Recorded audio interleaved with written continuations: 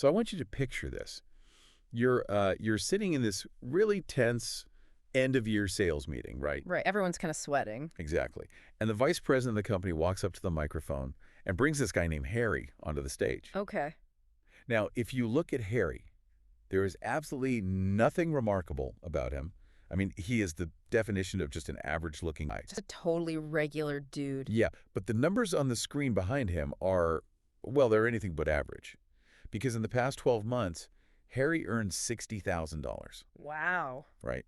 And meanwhile, the rest of the sales team sitting in that exact same room, they averaged about 12,000. That is a massive gap. It's a huge gap. Mm. Naturally, every single person in those chairs is just staring at him, trying to, reverse engineer his secret. Like, was Harry a genius? Did he have an IQ 5 times higher than everyone else? I'm guessing no. No. The company's personnel tests actually showed he was dead average in intelligence. Mm-hmm. Okay, so did he work 5 times harder? That's usually the assumption, right? The hustle. Exactly. But no, Yeah. he actually took more vacation days than most of his peers. Oh, that's wild. Did he have a better territory? A better education? Some affluent background? Good. No, no, and no. The only difference between Harry and the rest of the team, according to the VP, was just one invisible, fundamental fact. Which was? Harry thought 5 times bigger. Oh, I loved that. Right. Welcome to the Deep Dive. Today, we are extracting the core psychological tools from David J. Schwartz's classic framework on the mechanics of success. It's such a vital topic. It really is. Our mission today is to explore this premise that whether we stagnate in mediocrity or, achieve our wildest ambitions, it actually has very little to do with the size of our brains. Yeah, and everything to do with the size of our thinking. Exactly. I mean, it completely upends how we usually categorize success, doesn't it? Because from a very young age, we are conditioned to believe there's this direct, unbreakable correlation between raw intellect or maybe inherent privilege and achievement. Oh, totally. Like a genetic lottery. Right. We think, oh, they were just born with it. But what we're looking at today completely dismantles that assumption. It presents success not as some biological absolute, but as a highly engineered state of mind. Like a system you can actually tweak. Yes. It's about the psychological parameters we set for ourselves. Let's put a framework on that, actually. I like to think of our internal belief system as being a lot like a thermostat in a house. Ooh, that's a good analogy. Yeah, so if you set your internal thermostat to, say, mediocrity or just average, the system is going to do whatever it takes to maintain that exact temperature. It self-regulates. Exactly. Your Yeah. actions, your posture, your micro decisions, and ultimately your outcomes, they will automatically adjust. Mm-hmm. If you accidentally stumble into a massive opportunity and start getting too successful, The thermostat kicks in. right, it kicks in, floods you with imposter syndrome, and cools you back down to the baseline you genuinely believe you deserve. That makes perfect sense because the thermostat doesn't judge. Right. It just regulates based on its programming. Exactly. It just reads the dial. But before we can just reach over and turn that belief thermostat up, we have to identify the underlying malfunction that forced it down in the first place. Like, why are so many people walking around with their thermostat set to 60 degrees? Well, the source material identifies the root cause as this mind-deadening thought disease, and it has a very specific name. Okay, what is it? Excusitis. Excusitis. Okay, so like a literal disease of making excuses. Exactly. It's the failure disease. It's a deeply ingrained psychological defense mechanism. Basically, every person who finds themselves chronically unsuccessful suffers from it in a really advanced form. So not just a habit, it's a chronic condition. Yeah, it is the deep-seated habit of relying on a mental encyclopedia of reasons to explain why you haven't, why you don't, why you can't, and why you aren't. I feel like we all do that a little bit, right? We do, but the easiest way to expose excusitis is to look at people operating at the absolute highest levels of achievement. You quickly realize they could have easily used the exact same excuses. Oh, like who? Well, take Franklin D. Roosevelt. He could have let paralyzed legs dictate his limits. Or Harry Truman, he could have used his lack of a college education as this permanent barrier to leadership, but they didn't. Ah, so it completely flips the causality. We usually think, I have a disadvantage, therefore I am objectively held back. Right. But this framework is saying the disadvantage is just a raw fact. It's the reliance on it as an excuse that actually paralyzes you. Precisely. It's the excusitis that gets you. Let's look at how this manifests, actually starting with health excusitis, which is a big one. Okay, yeah, like the physical toll of our mental states. Right. Think about two different individuals facing health challenges. One is this man who is biologically, objectively, perfectly healthy, but he constantly worries himself sick over his heart. Just massive anxiety. Exactly. He goes to 4 different specialists. None of them can find a single thing wrong, but he is depressed, lethargic, and entirely paralyzed by the fear that his heart is failing. So his belief system creates a self-fulfilling prophecy of illness. Yeah. Right, the psychosomatic effect. Mhm. His thermostat is set to sick, so his body acts sick. But what about the other guy? So the other guy had just undergone a severe, highly invasive operation to have a plastic valve put into his heart. Oh. Yeah, and it was so prominent, it actually made an audible ticking sound in his chest. You're kidding. A literal ticking heart. A literal ticking heart. But instead of resigning himself to being this fragile, broken patient, he enthusiastically maps out his plans to study law and eventually go into grueling government work. He just didn't care. He accepted his physical reality. He knows he has a ticking plastic valve, but he just doesn't let it dictate his mental state.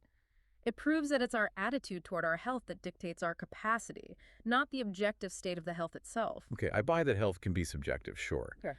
But I want to move to the next form. Intelligence excusitis. Oh, this is a controversial one. Yeah, I have to push back here. Look, enthusiasm and a good attitude are great, obviously. But intelligence is objectively measurable. We have IQ tests. We have processing speeds. Sure, we can quantify it. Right, so if I am running a tech company and I need to hire an engineer, aren't we just kind of lying to ourselves if we say a certified genius is less valuable in the real world than a highly motivated average guy? It sounds totally counterintuitive, right? Especially in our incredibly data-obsessed culture. But pure processing power is vastly overrated if it isn't directed properly. Okay, how so? Think about Albert Einstein. There's a famous moment where a journalist asked him how many feet are in a mile. A pretty basic trivia question. Right, and his response wasn't a quick calculation. He just said, I don't know, why should I fill my brain with facts I can find in 2 minutes in any standard reference book? Oh, that's brilliant. Einstein understood a crucial distinction. Knowledge is only potential power. Meaning a high IQ is just a really big warehouse. Exactly. It's a large warehouse. Yeah. But if you're just using your mind as a storage facility for facts, you aren't actually thinking. You aren't creating or solving. They're just an encyclopedia. Right. What matters in the real world is what we can call stickability, which is basically psychological grit. Stickability. Stickability is 95% of ability. An individual with an average IQ of 100 who possesses a positive, cooperative, and fiercely persistent attitude. They'll just keep going. They will consistently out-earn, out-navigate, and outperform a pessimistic genius with an IQ of 120.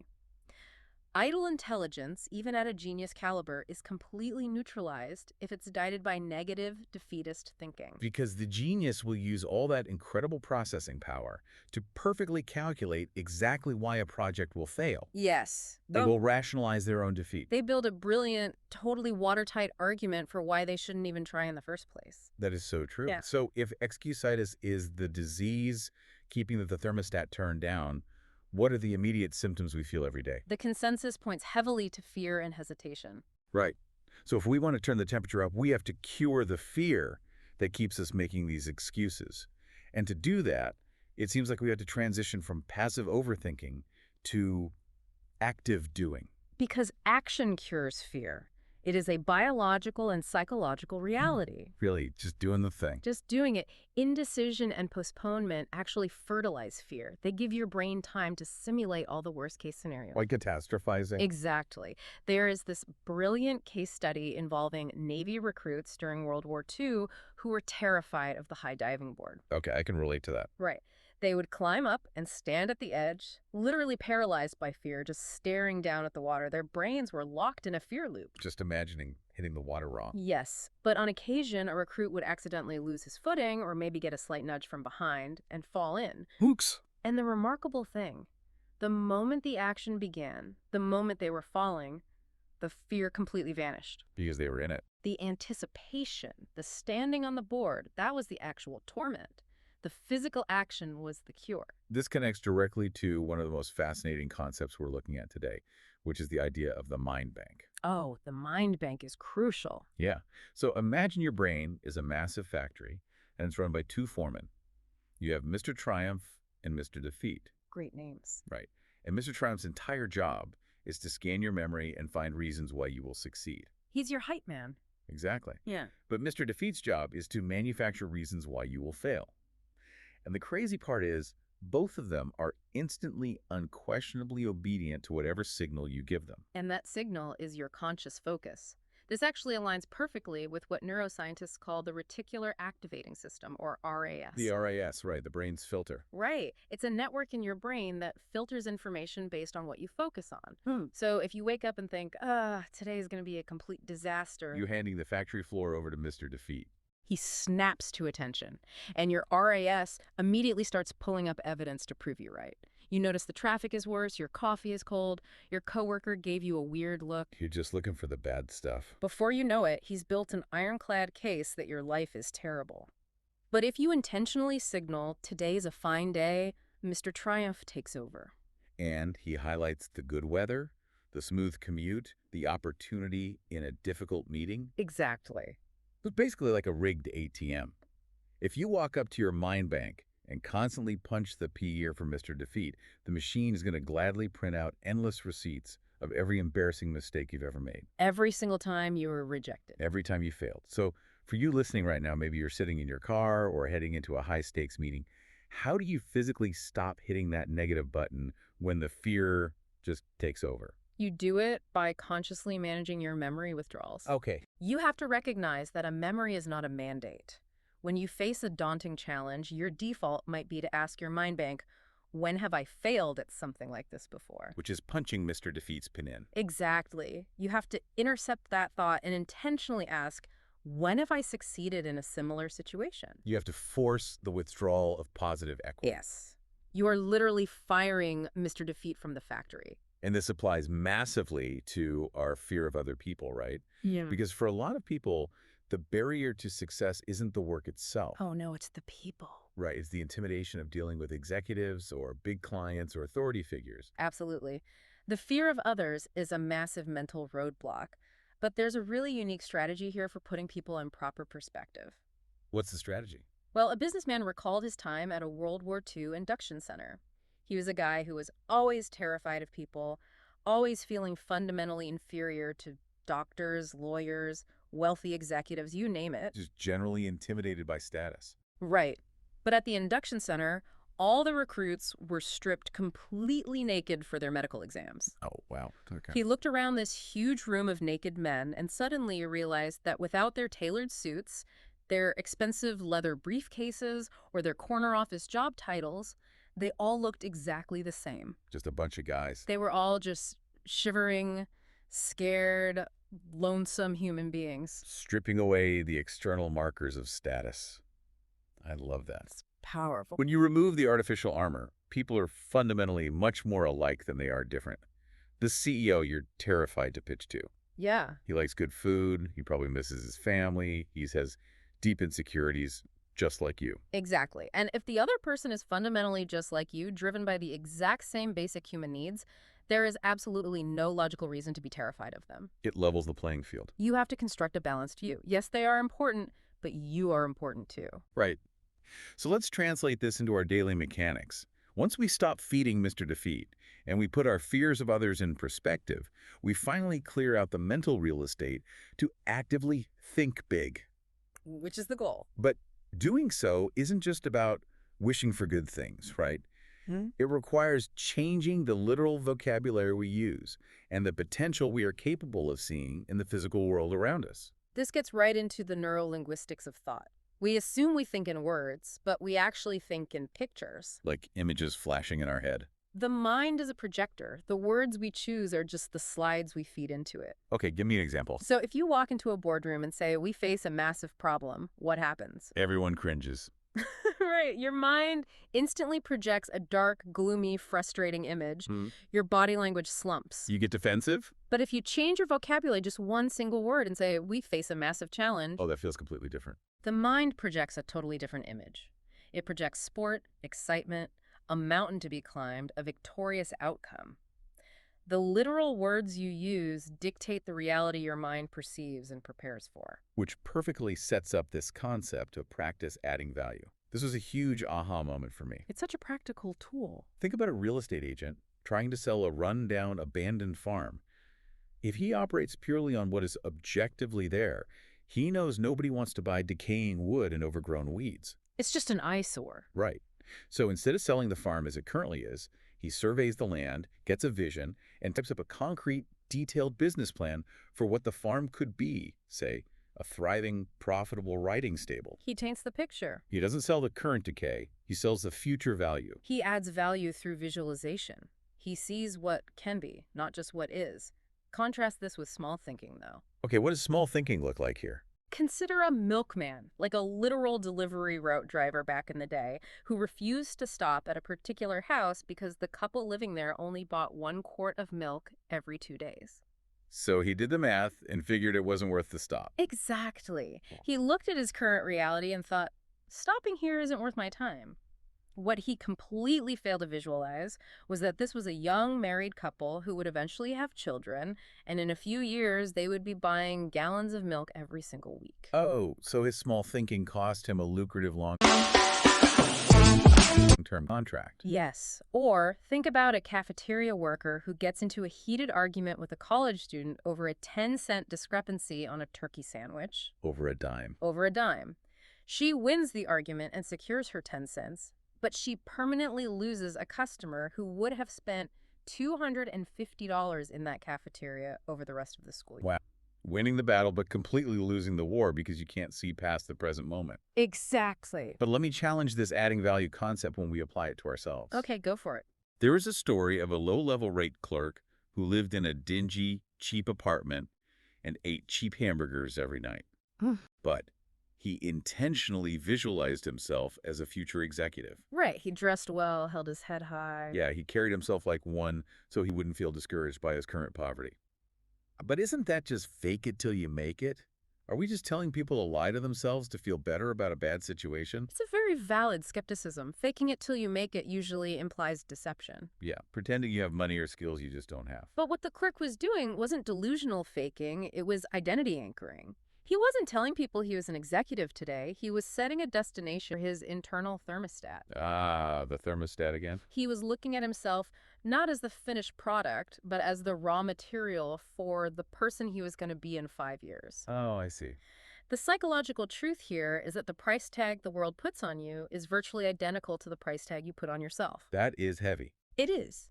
If you view yourself as a low-level clerk who will never amount to anything, your posture will reflect that, your communication will be timid, and the world will treat you exactly like a low-level clerk. So visualization is about aligning your present-day actions and standards with your future value. Exactly. Okay, that distinction makes total sense. Yeah. We're upgrading our internal vocabulary and our self-image. But here's the friction point.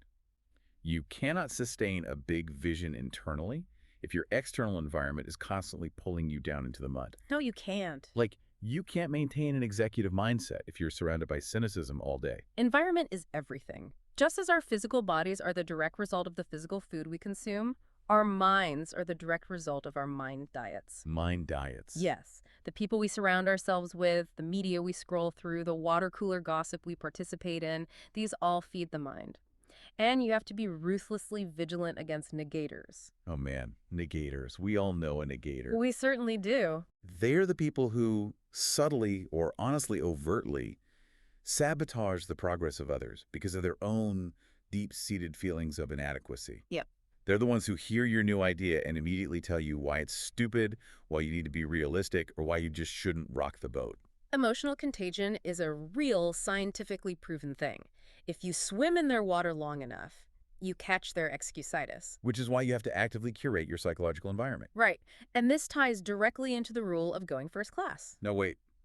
I can hear people groaning at this already. Why is that? Isn't going first class just toxic self-help code for spending money you don't have to look rich? Like the whole lease luxury car to manifest wealth trope. Most people cannot afford a first-class ticket. I get why it sounds like consumerism, but it's actually about self-perception theory. First class is a psychological attitude. It is not a price tag. Okay, explain that. Let's look at the classic example of being penny wise and pound foolish. Someone might buy a cheap, poorly constructed suit just to save a few dollars. But every time they wear it, it doesn't fit right, it feels cheap, and consequently, they feel insecure and small during their meetings. It actively degrades their performance. Right, because they feel like an imposter in it. Alternatively, they could save up and invest in one high-quality suit that fits perfectly and makes them feel like a confident, highly competent executive. Oh, I've heard of this. Enclothed cognition. Yes. Psychologists call this enclosed cognition. The clothes you wear literally affect your cognitive processes. That's crazy. So going first class means demanding quality over quantity in all areas of life. Yes, it applies to the clothes you wear, but more importantly, it applies to the advice you seek, the professionals you hire, and the low-level gossip you completely refuse to participate in. It's an investment in your own self-respect. If you accept cheap inputs, you get cheap outputs. Exactly. Which reminds me of Tom Staley's 60-second commercial. This is one of the most practical yet challenging tools we've uncovered. It takes some guts to do. It really does. So Tom was a salesman who really struggled with feeling inferior. So he wrote a literal advertisement for himself, carried it in his wallet, and read it in the mirror. An ad for himself. Yeah, it said things like, Tom Staley, you are an important person. You have immense drive. You are a top-tier professional. And he would read this out loud to himself several times a day, especially before making tough phone calls. It works. But honestly, writing an ad for yourself and reading it in the mirror, it feels incredibly cringeworthy. It feels embarrassing. Oh, it does feel embarrassing because we are so socially conditioned to be self-deprecating. But look at the mechanics of what he was actually doing. Oh. He was systematically programming Mr. Triumph. He was using self-affirmation theory to override his brain's default negative narrative. He was stalking the APM. Exactly. By reading that commercial, he was ensuring his mind bank was fully stocked with positive reinforcements before he stepped into a challenging environment. He wasn't waiting for the world to validate him. He was front-loading his own validation. Okay, so we've rebuilt the engine, we've upgraded our thoughts, we've changed our vocabulary, and we're strictly managing our environment. We're primed and ready. But now, where is this upgraded vehicle actually going?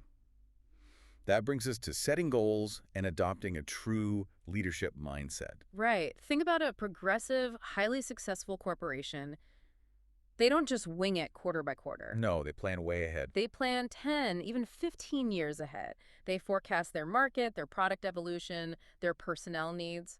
The argument here is that you must do the exact same thing for yourself across 3 specific departments of your life: Which are? your work, your home, and your social life.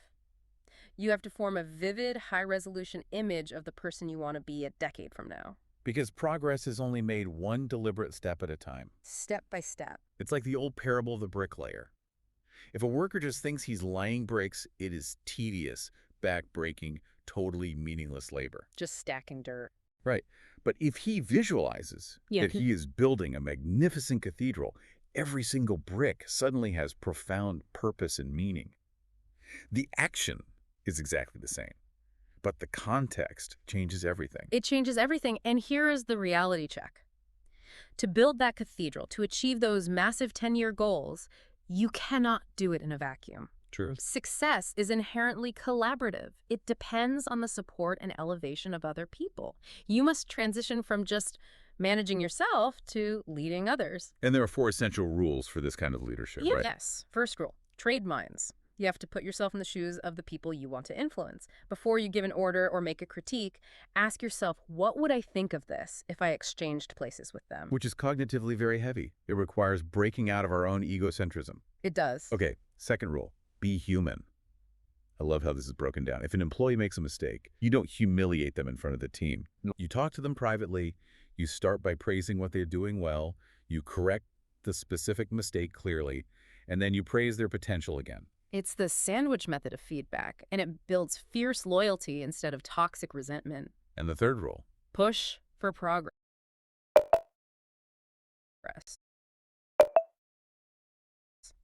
A leader must always think about improvement and maintain high standards, simply because subordinates will always tend to become carbon copies of their chief. if the leader accepts mediocrity, the team becomes mediocre. Precisely. But it's the fourth rule that is perhaps the most intriguing and deeply necessary in our modern world: What is it? managed solitude. Yes. This is such a fascinating paradox. The ultimate secret weapon for successfully leading and dealing with other people is actually intentionally isolating yourself in total silence. It seems entirely contradictory, but neurologically it's essential. The recommendation is to set aside at least 30 minutes a day to be completely alone without any input, no phone, no deep dives, no music, no other people. Just silence. Top leaders use this practice to tap into their supreme thinking power.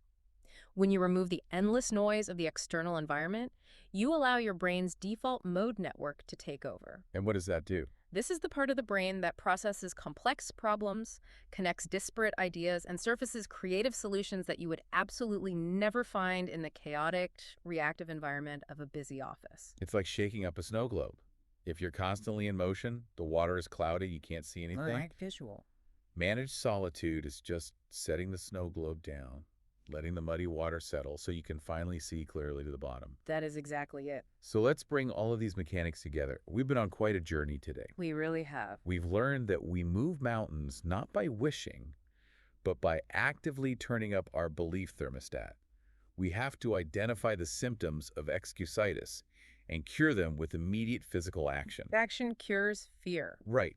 We have to ruthlessly fire Mr. Defeat and demand that we only withdraw positive equity from our mind bank. We must change the pictures projecting in our minds by using positive, forward-looking vocabulary. From problem to challenge. Exactly. And practice adding value by seeing the future potential in our current circumstances, just like the real estate agent envisioning the thriving writing stable. And we have to go first class in our mindset, ignoring the negators who try to pull us down, and set concrete 10-year goals while practicing managed solitude to become the leaders we are truly capable of being. You know, if we pull all the way back and connect this to the bigger picture, there is a profound, almost unsettling implication hidden within that concept of the mind bank. Oh, I like where this is going. What is the implication? Think about it. If our brain is simply a mind bank, and we have the sovereign power to consciously choose whether to withdraw positive or negative memories to justify our current actions, it raises an incredibly important question about the very nature of our past. What if our past isn't an objective, fixed reality at all? Wait, meaning what exactly? Meaning your past is currently only a curated collection of memories. If you have spent your life letting Mr. Defeat pull up memories of failure, rejection, and embarrassment to keep your thermostat dialed down to mediocre, you have constructed a past that defines you as a failure. Wow. But if you actively change your belief thermostat today and you start demanding that Mr. Triumph pull up only memories of your resilience, your quiet successes, and your untapped potential, do you actually rewrite the narrative of your entire past? Whoa. So by changing how you manage your mind bank today, you aren't just altering the trajectory of your future. You are literally changing the meaning and the weight of everything that has ever happened to you. Memory reconsolidation. That is wild. It means you are not chained to your history. It gives you complete, absolute sovereignty over your own story. That is something to seriously mull over on your commute. So for you listening right now, here is your challenge for today. Lean into the discomfort and take a page out of Tom Staley's playbook. Do the 60-second commercial. Do it. Sit down tonight, grab a pen, and draft your own 60-second commercial. Sell yourself to yourself. Write down your absolute best qualities, your resilience, your drive, your future value. Put it on paper. And tomorrow morning, look in the mirror and read it out loud. Fire Mr. Defeat. It's time to reach over and turn that thermostat up, because the temperature you set is the life you get.